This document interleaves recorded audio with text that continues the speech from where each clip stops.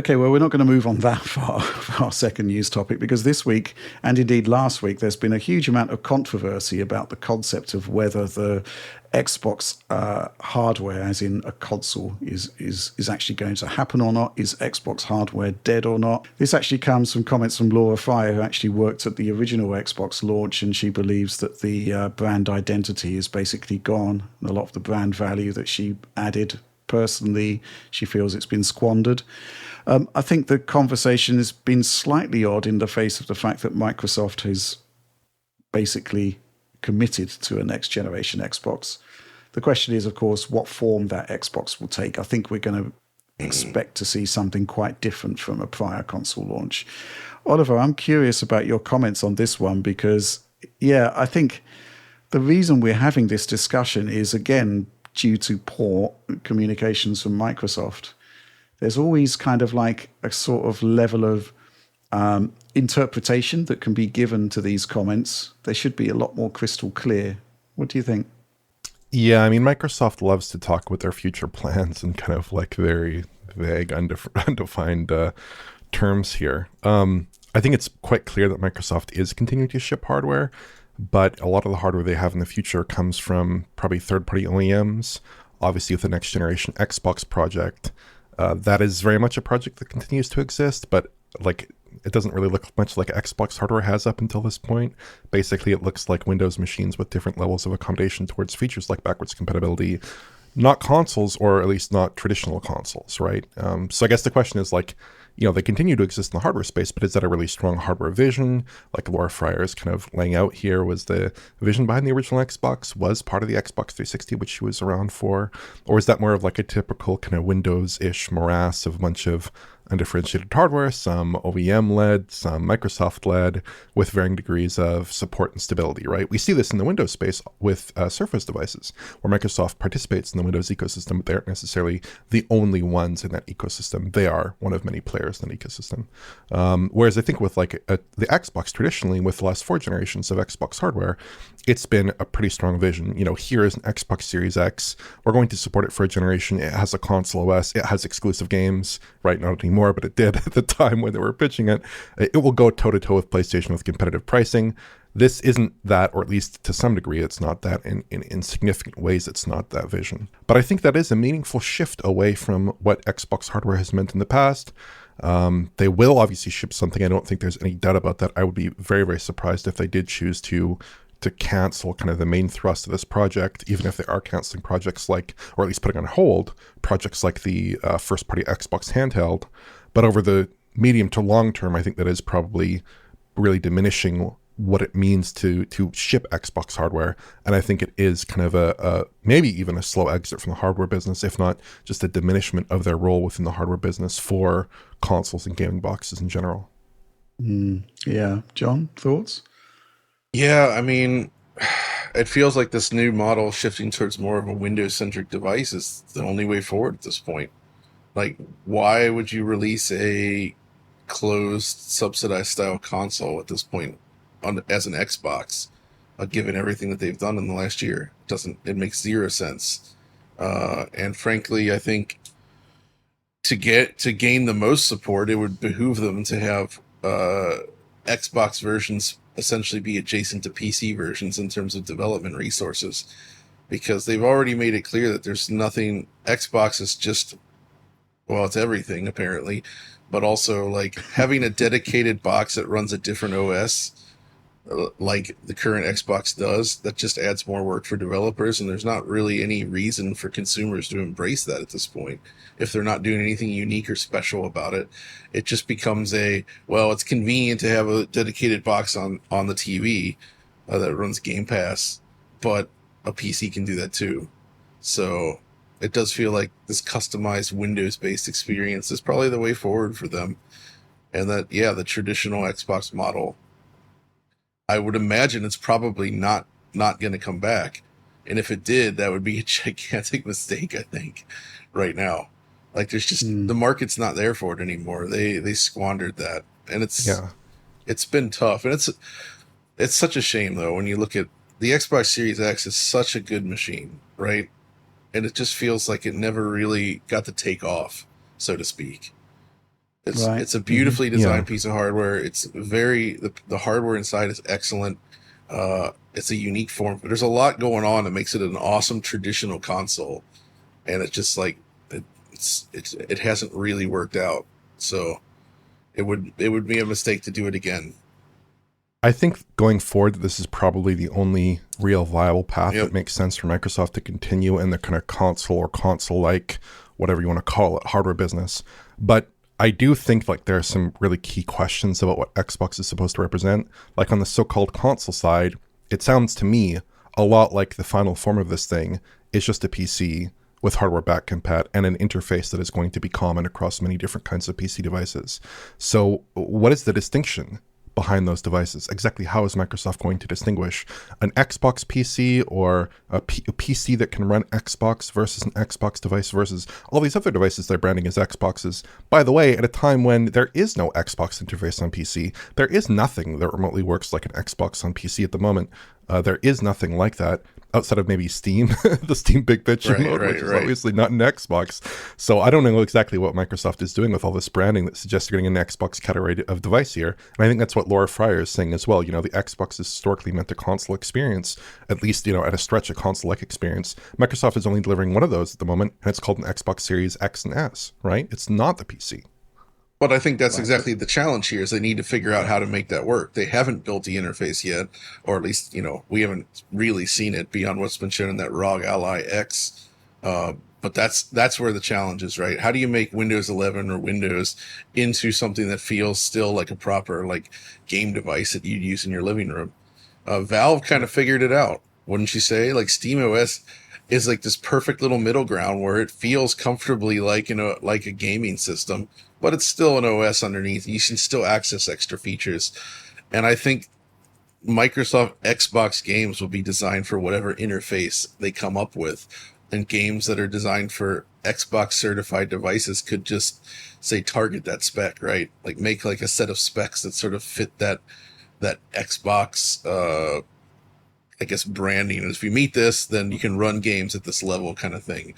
And then if they open it up to stuff like Steam, it's more just like a free for all in the same way, I guess the Steam Deck is in a way. We're just like, well, you have the freedom to do whatever you want. We just can't promise it'll work. Only stuff that's like certified Xbox would work or something. I don't know. Yeah, I think SteamOS is definitely the model for this kind of thing, but I'd also think that SteamOS is a great experience. I'm not contesting that. I think Steam Deck is a terrific device. I think the new SteamOS devices are really interesting. I love Bazzlight, obviously, which is a very similar conceptually to SteamOS. But to me, SteamOS, it's still on the Windows side of things. It's still on the PC side of things. It's not the same as a console in my view. So if Microsoft wants to get up to the level of SteamOS, where SteamOS is now, go for it. If they can accomplish that, I think that'll be a great accomplishment. Maybe they'll move some Xbox so-called consoles, Xbox PCs. But in terms of equaling that Xbox experience, I think they are going to let some people down with that. Now, what if they can get backwards compatibility going on Windows? That would be interesting as well.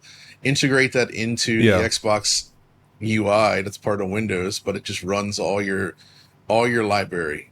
Going back to your original Xbox. That's what they promised, have they not? Right. Like that's what they've promised in the past, right? And delivering that would essentially mean they're bringing all this emulation stuff to the PC, which would be awesome. It'd be cool at least if it was like 360, at least, OG Xbox, some of these consoles that are a little bit further back in time where maybe the hardware grunt to run them on a generic PC box is mostly there, right? That's right. I think we've come a long way since the business update where Phil Spencer sat down and told us that four games were going to be coming to PlayStation. And I just quickly looked that up. That was February last year. Wow. And, here we are in July in the next year. And suddenly, obviously the four games thing was, I don't know whether you can say it was disingenuous, but we knew for a fact there were a lot of games being developed for PlayStation at that time. That's the reason why all of those rumors kicked off that caused the four games business update podcast to happen at all. And now we've kind of reached the point where Xbox hardware is going to be a thing, but it's going to be a very different thing to what we've traditionally expected. There will be backwards compatibility. Microsoft has confirmed that. There will be a next generation console, which, and again, we've got to hold them to this. The biggest technological leap ever in a console generation, I think, is what was suggested there. And I think they will do that. And I think they will do that by having, rather than having a traditional console in the console sense, it will be a kind of hybrid device that sits in the PC market as well. The chipset will work in, as a PC. It will be challenging the PC pre-built market, where the costs there are kind of eye-watering compared to console. So it will have terrific performance. It will be cheaper than PC pre-builds, but it will probably be a lot more expensive than you'd expect from a traditional console. That's my thought on it. And then you've got this AMD hookup, which basically ensures backwards compatibility on other AMD devices going forward on the PC space. So if that console is too expensive for you, then, if you've got some sort of AMD PC, it will probably be fine to run your backwards compatible library on that as well. I think there'll be a very different sense of what an Xbox piece of hardware actually is. And you're kind of seeing it with the ROG Xbox Ally X, where it is a bit, I think Laura Fryer addressed this, it's a bit of an odd proposition, isn't it? We're being told it's an Xbox, but if you were offered, John, the choice between a ROG Ally X that's called an Xbox and an actual first-party handheld made by Xbox hardware team, which one would you have? the Xbox hardware team. Yeah, exactly. I mean, I'm thinking like I would have preferred to see them extend what they're doing with Surface to Xbox. You know what I mean? Because those devices are beautifully made, and they do have a feeling. Like, I feel like pursuing more like the Apple style in terms of the hardware stuff would have been more interesting. Well, they might well be doing, and maybe they are like doing that. But yeah, you're right. Like when it's like, well, yeah, that's exactly right. Like the ROG Ally X does not feel like an Xbox, despite what the slogan might say. I mean, maybe they'll just call the Surface Xbox and call it a day. But I think with the ROG Ally, I think with the Xbox Ally, ROG Xbox Ally X, if I'm getting that moniker right, I think I'm actually quite interested in that device. I would be very interested in having that device, at least if they do iron out some of the front end issues. I think it could be a really cool PC handheld. But again, is that an Xbox? People getting into this terminology, I certainly would really like a first party Xbox handheld. I don't think that's ever really going to happen here. But I think in terms of the Xbox Ally, like in terms of what they're doing, I think it will probably be a success, at least in the physical form factor front. I think that Asus does a really terrific job with their hardware designs, obviously coming from like a regular, non-Xbox Ally, an older Xbox, non-Xbox Ally. I think they do a really terrific job there. And I think if Microsoft does a good job with the front end, that'll be a good experience. But it's not a platform. It can't play older Xbox games, at least not at the moment, right? We'll have to see hopefully some improvement on that front before you can even really kind of put it in that same conversation, I feel like, as what people think of as an Xbox. There are certain aspects to the strategy that I actually find quite exciting. For example, I suspect that this next generation console will be expensive, but it will be incredibly powerful, and it will be cheaper than an equivalent PC pre-built by quite some margin, simply by virtue of the fact that it's going to be one supplier effectively providing one chipset, and that's kind of it. So, the cost savings there are quite significant. I also like the idea that if the concept catches on, if it does capture some market share, you might actually see more agility in that space. Why wait for, 6 or 8 years for a new high-end SoC from Xbox to come along? Another one could come along in 3 years, for example, which would be entirely in keeping with the PC market. And then you've kind of like got a series of tiers of SoCs that slowly build up over time. And obviously there's going to be some kind of handheld equivalent, which we're kind of seeing an early view of it with the Asus ROG Ally X, but that is basically Strix's point. But there will be evolutions of that. So you've kind of like seeing things sort of evolving, the stack evolving over time in two directions. I kind of like that idea, but it's a very PC-like strategy, and it's a very unconsole-like strategy as we know it. But then again, you look at the PlayStation 5 Professional costing $700, and you can see where the direction of travel is going in terms of console hardware. Oh yeah, It's getting more expensive. The other thing, of course, is the question as to, there have been questions as to whether people will be priced out of gaming as a result. But all I can really say about that is, for all of the criticisms RTX 40 series received for its pricing, it sold a huge amount of GPUs. I think it may have actually sold more than 10 series from back in the day, which, if so, is like phenomenal. It kind of proves that people are okay with spending more money on gaming.